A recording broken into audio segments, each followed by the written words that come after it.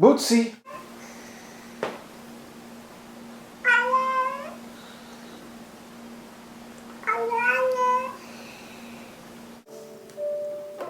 What's up, Puss? Yeah, I love you too. Hey guys, it's Matt. It's Memorial Day holiday in the United States, Monday. For a few weeks at least, I've been talking about doing this cat stories or sharing my favorite cat stories or cat experiences video. I know many of you are animal lovers, dogs, cats, and other animals. It's not a reality discussion in any way. It's just for fun. But this first story is pretty, quote, mystical and amazing. And even some of you might like the first story, even if you don't want to stick with the rest of this presentation, which will be like 20 to 25 minutes. So the first story is about Bootsy, and the day she was put down, I believe the night before, she knew she was going to be put down. Now, people would say, well, Matt, you knew she had to be put down, and she was reading that from you. And two things. One, this goes back to mid-December of 2022. I had scheduled a vet appointment for Bootsy in December because she had another sinus infection. Had this long history of sinus infections, even when we got them, Pam got them initially from the nursing home because they were thrown out during, the me, and Pam couldn't keep them at her house because Bootsy's peeing all over. Carpet everywhere would have destroyed Pam's house. So I took them in July of 2020. But they even told us, this cat gets these sinus infections. You got to get antibiotic. The mucus starts coming out, and it's a mess. Well, and some of you guys know that about 2 years ago, we pulled all of Bootsy's got all her teeth pulled because the vet said all these teeth are rotting out. The teeth is what's causing all these sinus infections, and it really did help. So December, one of these sinus infections comes back. Thought it was nothing. She didn't read from me that she was going to be put down. I thought it was a routine visit. The next day, we're going to the vet. So here's the thing. Puss, her sister, is the one that would come up and sleep in my bed 5 days a week. Rarely, once a month maybe. I don't know, Bootsy would come with her sister. Not thrilled about having the two cats in my bed, but hey, whatever. I put up with it. They were on one side, I was on the other. But it was rare for Bootsy to be in the bed. That's the thing. And I don't really ever remember her being in the bed by herself when I'm sleeping at night without Puss. It was Puss that was always in my bed. So, okay, the vet appointment's set. I'm taking her in at 9 o'clock the next morning, and I think it's just routine. We'll get antibiotics because, the stuff's dripping out of her nose. It's getting gross. So she's not reading from me that she's going to be put down. She kind of knew it. She kept coming into my bed. I don't remember exactly how it happened. Like, I didn't realize she was there, so I rolled over the covers. It kind of threw her off. I'm like, was that who's there? I knew Puss wasn't in my bed. I don't remember how it went down. But then she comes back by herself, Bootsy. I'm like, what is going on here? And then, I don't know, I got up in the middle of the night and whatever, and then Bootsy comes back into my bed. It was just, I don't remember, I didn't throw her out. But I don't know why she kept coming back. Like, what is going on here? This cat's never in the bed by itself. Okay, well, if it's not just that. The next morning, I guess, Zara never got along. Fifi-Addie is a special, in her own part of the house. Didn't interact with the other cats much, with door closed. Zara, they never got along. Even Puss and Boots, the sisters, didn't really get along. They slept together once in a while. I have some pictures of that I've shown you, but for the most part, they had little fights. They were by themselves, and Zara, the same thing. Zara would typically get the upper hand on Bootsy, so Bootsy avoided Zara. But they never hung out, never even got close to each other, avoided each other. Well, here's just 15 minutes before going to the vet. Zara comes right up into Bootsy's face, nose to nose, 1 inch away, and Zara's like sniffing her ear, sniffing, and I'm going, what is going on here? Now I'm thinking, okay, we're going to the vet, and I'm starting to go, well, wait a second. This isn't good. What is this? Like some sort of sign, or Zara sniffing a tumor? Or so I did think that. But again, that went away in 30 seconds, and then again, we're just off to the vet for a routine sinus. Never for a second, other than that one moment when Zara's going face-to-face to her, I think it could be something serious. I just forgot about that. Off to the vet. Now, you know what happened. Bootsy had to be put down 30 seconds or less. The vet weighed her 5.5 pounds, down from 9, I guess, the first time we ever took her in. And she says, is she peeing a lot? Yeah, she's peeing a lot. And, the sinus infection is another symptom of other things. And she said, this cat is very, very unhealthy. You might be able to get another month or two. But, look, at that point, this cat has major problems at almost 17 years old and should be put down. If you want, you can, try to get another month or two. And at that point, knowing the vet says she has to be put down, honestly, I love Puss in Boots, but I was like at my breaking point. I mean, you have to understand, 4 cats with one, and Puss was copying her sister, 2 cats pissing all over my house outside of the box. And Bootsy having these conditions where she's peeing 6-7 times out of the box, usually on these trash bags, like I've showed you, but not always on the trash bags, on my hands and knees 3-4 times a day, cleaning up piss. Without a break, without a respite. It had worn on me. And at that point, it was like caring for an old mother or father. You care for 5 years. You just go, I love them, but I can't do anymore. And I was kind of at that point. I just was literally at my breaking point. It all kind of released at the vets. And I just, said, okay, but, we have weeks or whatever, just do it. Put her down. But what Zara did with her that morning, and that it was repeated with Puss. I'll tell you that story. And then Bootsy kept coming into my bed, which she, again, never did. She knew.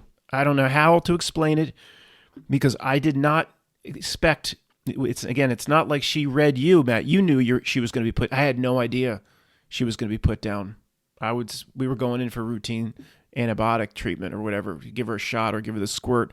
The antibiotics, much more recommend with a cat. The shot typically lasts about 3 weeks, an antibiotic shot, 2 to 3 weeks. We tried several times. It was very, very tough.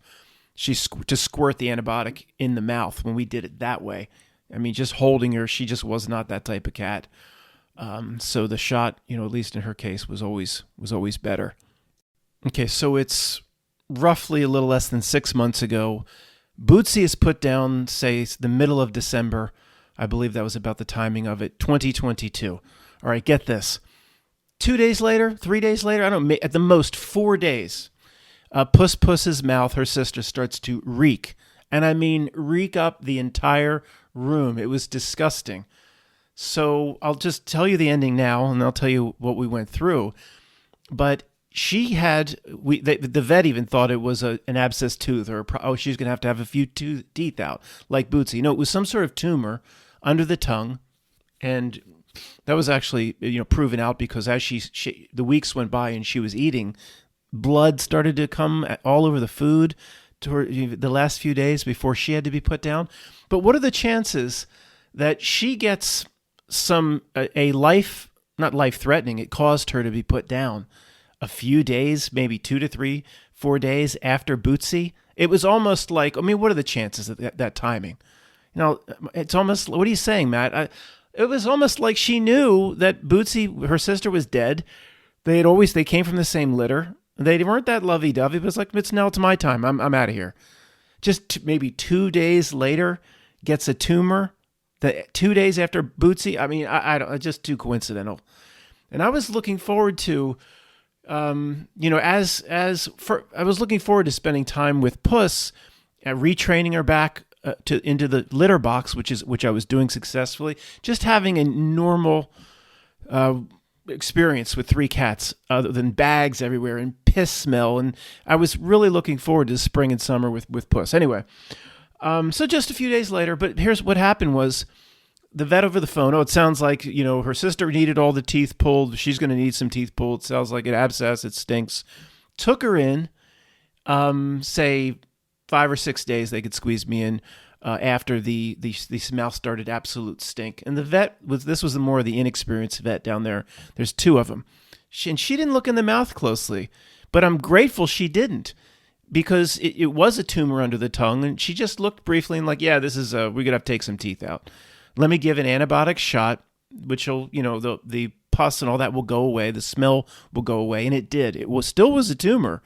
I don't understand how this works, but the antibiotic shot, within a day, the smell was gone. And you could see the cat had improved.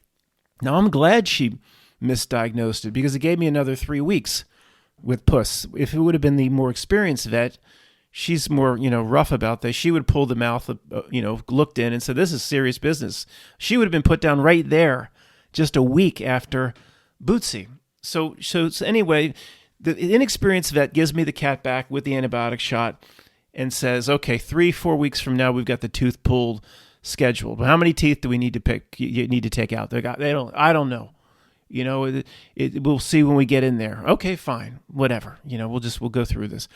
So, the smell went away, and until we're supposed to get these teeth pulled, we have a good 3 weeks together. Although at the end, again, some blood starts to come in the food, and it's getting bad again. All right, I just figured, well, the antibiotics wearing off, and this tooth is really abscess. We don't know it's a tumor. Okay, the day of she going into the vet to have the teeth pulled, when you drop them off in the morning, it's an all-day thing. You get them back at 4. Zara does the same thing. She was a little bit more friendly with Puss. They didn't hang out. They didn't play together. They didn't go up into each other's faces. Zara goes right up again, just like she did with Bootsy. And Matt, maybe it's Zara that knows and communicates to them. Maybe. I mean, who knows how these animals are instinctive in many different ways, way more than we are as human, quote, what they call as human beings. So goes right up to her again in her face. Sniff, sniff, sniff. And I mean, she doesn't do this. It was like the same as Bootsy. So then, okay, it's just an intake to get the teeth pulled. The younger vet's on the same page. How are you doing? The older vet I still don't see. Oh, okay. I think, again, I'm not thinking she's going to be put down. She's not reading anything from me. Fine. 4 or 5 teeth have to come out. But they call me 4 hours later. We knocked her out, opened the mouth up to do the teeth. The problem is a tumor under the tongue. And, do you want to put her? Well, of course. I mean, you have no option to put. Blood was coming all over the food. I mean, they can't extract a tumor. It's almost a 17-year-old cat. So of course, on the phone, I'm like, we need we need a witness. So you say on the phone to put her down. Yes, of course, put her down. Get her again. Now this is less than a month later, 26, 27, 28 days later, whatever. I'm burying another cat in my backyard with a similar circumstance. Now, she might have been in my bed to sleep that night because she's always was in my bed, or a lot. Again, I guesstimate 5 days out of 7. But that whole thing was Zara with this weird sniffing right before I'm about to take her in the car in this little thing we call the kennel cab to take her to the vet. And then, you know what happened because of what happened with Bootsy. When she's sniffing at Puss 20, 30 minutes before we're about to go or put her in the kennel cab, I'm going, oh, no, wait, what is going on here? Now, again, intake, dropped her off, didn't think about it, wasn't worried about it. She's just going to have 3 or 4 or 5 teeth pulled. Vet calls, tumor under the tongue. You got to be kidding me. It's like the same thing and process. Maybe Zara knew. I don't know, but it's just weird. Okay, I wanted to share that with you guys. I hope that came out okay and you understood and it's not too crazy. Wanted to share also a pretty interesting story about Belle, my first cat. But the history of me and cats is 2012, Pam gets Cooper and Gouda. Now, I end up watching them all the time. Like they're here 1 month out of every 8 or out of every 9. They're here all the time. And I was allergic to cats. I never thought about getting a cat. Back through college, high school, just horribly allergic, sneeze, eyes water. That just magically went away. I believe it magically went away because I needed cats in my life. My whole life has changed because of my relationship with animals. I never had an animal, nothing as a kid. And I literally believe the allergy going away is part of the whole story. Like there's a mystical aspect of that. Matt, you just grew out of it. I don't think so. Still just as allergic to poison ivy, still just as allergic to everything else. So I think that's part of the whole reality wake-up equation regarding me. Not Jack Burton, me, Matt. So I realize I'm not allergic to at least these 2 tabby cats because they're here all the time and I have no issue. And I mean, it was bad. Again, there was a story in college where I slept over somebody's house and I wheezed. All my bronchioles constricted. I couldn't even breathe. I was so allergic to cats. had the same experience at my cousins with their tabbies. Anyway, so I know now I'm not with Cooper and Gouda. So I looked to get Belle in 2014. The first cat I ever got, just me and Belle, Tortie. She's a Tortie. She was older. She only lived about 2.5 years here before she died. Probably, we don't know her age. We think she died at about 12 or 13. Not real old. But here's the story. I don't know a lot about cats at the time. She would not sleep in my bed, but she'd come up at sunup, or the sun's coming up now, like 4:55 in the morning here in Pennsylvania. It's even before 5 o'clock. You can see a little light. So she'd jump into bed. She always wanted to. She had stomach issues, constant throw up with Belle, constant throw up. And we learned a lot about, how to keep the food down. And, so this is not the greatest cat to learn about cats with, because she had a lot of problems too in a lot of other areas. But should she come up and sleep in my bed from time to time, waiting for me to get up? And I don't know what it was. I had just trained her. And this sounds kind of mean, but trust me, I love this cat more than I've loved anything in my life. So I don't know how to put this. Just please know I treat animals like better than you possibly can imagine. I guess she was trained at that point not to. She'd come up and quietly sleep in my bed until I get up to be fed. She always wanted to eat, again, because it always was coming back from the stomach. But she probably woke me up like, or she did something, and I just took her, and just not real aggressively, but says, off the bed, and I just kind of pushed her off the bed, okay? Sounds mean, but hey, it's about the only mean thing I ever did. Anyway, it's part of the story. So I get up, I don't know, an hour later, and Belle's not there. She usually was waiting for me at the foot of the bed to get up, not there. Like she's pissed off or something. That's what it turns out would happen, but it's an interesting story. So I walk down the hallway. Belle, where are you? You're always right here with me. We're going to get some food. Big log, okay, a big turd is at the end of the hallway. Right? Always use the litter box. This one had no issue, as most cats don't, with the litter box. Right in the middle of the hallway. So I'm thinking, I'd heard stories about cats not using boxes. Like, this is 10 years almost before Bootsy. So I'm like, what the heck? Big log. So for some reason, I guess walking by a pretty well-known pet food store in the Exton/Fraser, PA, and I walk in, and there's always, I know the more experienced people work there. They sell like gourmet cat food and all the different cat stuff and all these different cans.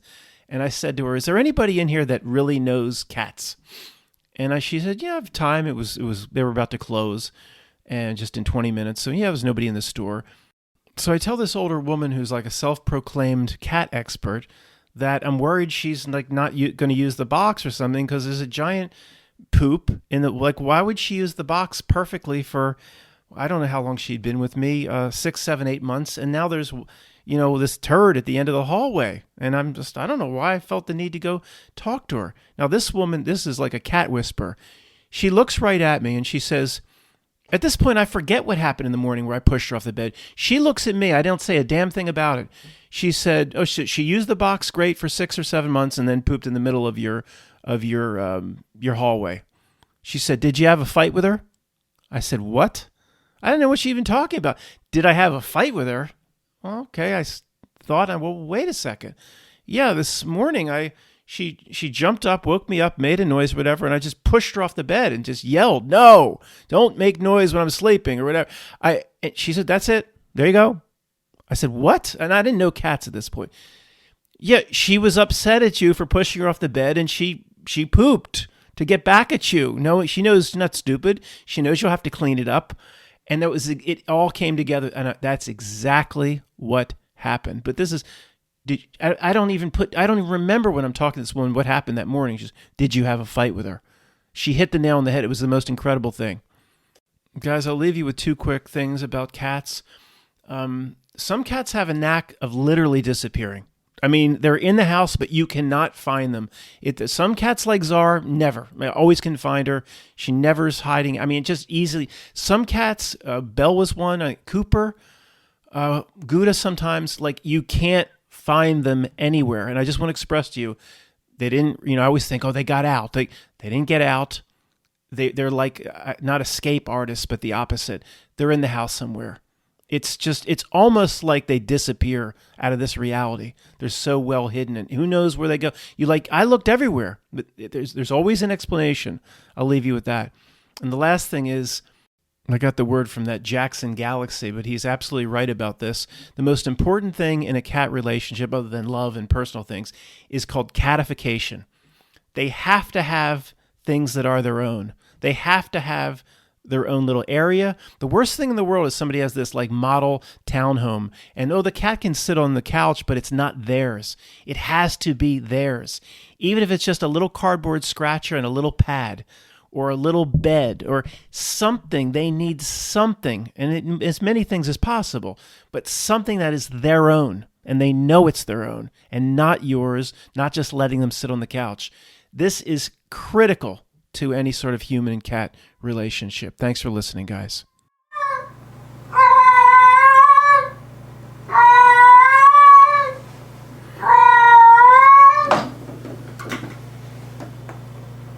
Puss, Puss. Puss. Puss. What are you doing? Why you yell like that? Washed them as best I could to get any chemical off. Here comes Puss Puss. Hey, Puss. She gonna do the I love you? Hey, Puss, I love you. Yeah, I love you too. Thank you.